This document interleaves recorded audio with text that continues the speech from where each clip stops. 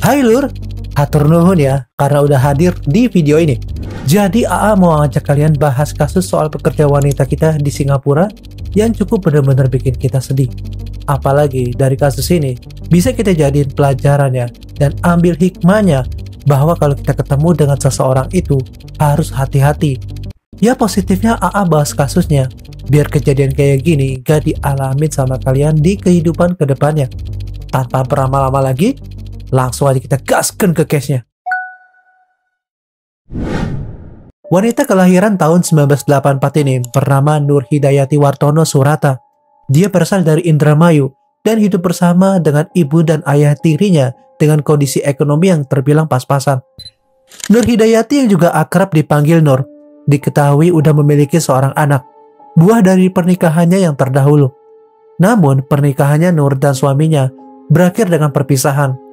Nggak diketahui pasti kapan Nur melangsungkan pernikahannya. Yang jelas, sejak perceraiannya, Nur harus bekerja ekstra keras untuk menghidupi anak dan keluarganya. Akhirnya pada tahun 2012, dia nekat nih berangkat ke Singapura untuk kerja jadi asisten rumah tangga.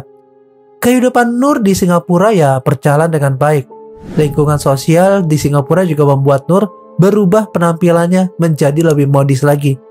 Nggak heran perubahannya itu ngebuat Nur dilirik beberapa pria. Salah satu yang tertarik dengan Nur ini adalah pria bernama Ahmed Salim. Ahmed Salim ini diketahui merupakan pria asal Bangladesh, kelahiran 1 Januari 1989. Dia merupakan anak tunggal dari keluarganya nih.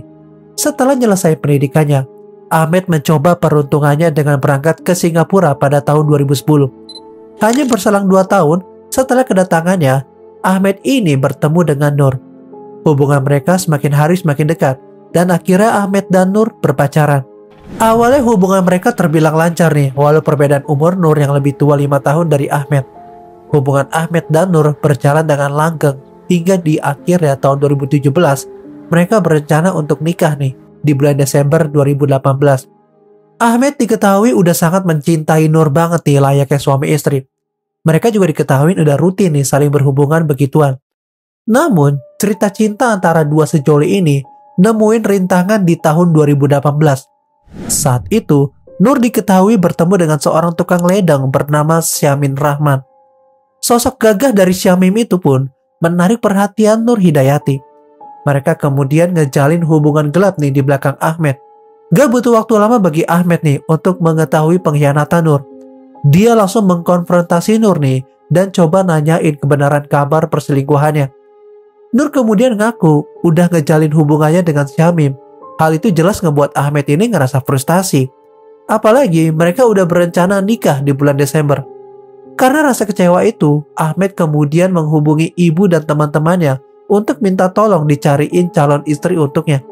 Gak butuh waktu lama, ibu Ahmed memberikan kabar nih bahwa dia udah nemuin calon istri yang cocok dan siap untuk nikah di bulan Februari 2019.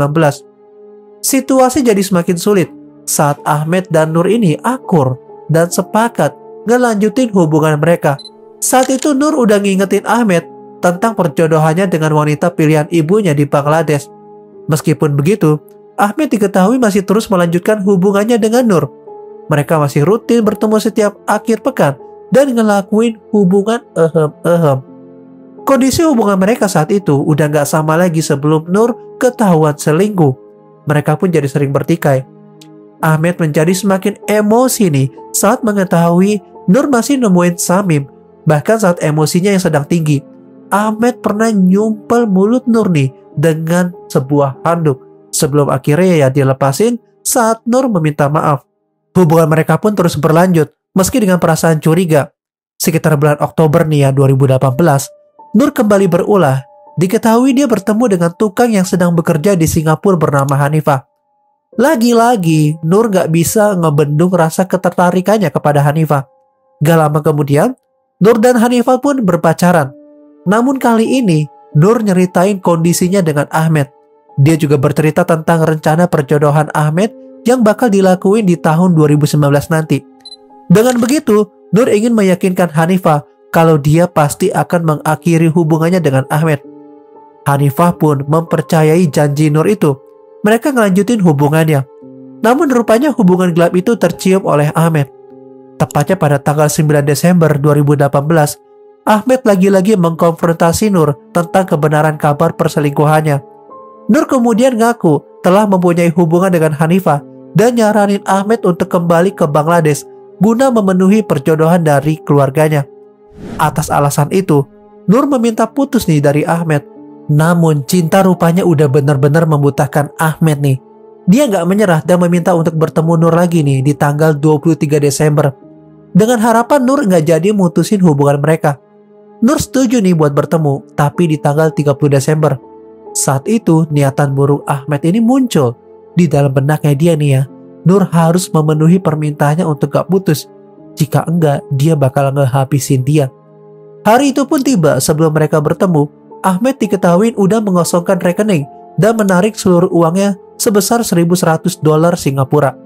Selain itu, dia juga udah nyiapin sebuah tali untuk berjaga-jaga.